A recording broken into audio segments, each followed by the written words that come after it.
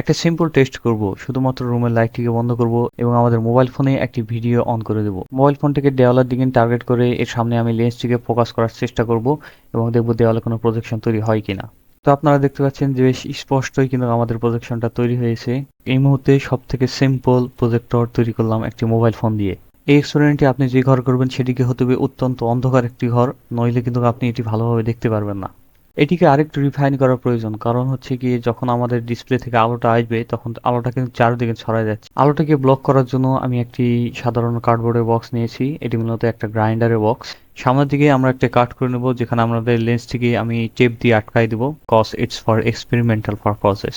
আমার মনে হয় এই কাটিং এর পার্টটা একটু স্কিপ করা প্রয়োজন। হ্যাঁ, এবার আমাদের দেখুন কাটিংটা হয়ে গেছে। এবার লেন্সটিকে ঠিক এইভাবে আমরা বসাবো। আমি টেপ দিয়ে এটাকে অলরেডি লাগিয়েও নিয়েছি।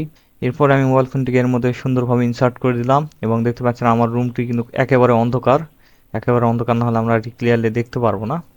এরপরে আমি এটিকে একটু দূরত্বে নিয়ে যাচ্ছি, যাতে করে আমি ডিসপ্লেটা ফোকাস পাই এবং ডিসপ্লেটাও একটু বড়সড় পাই।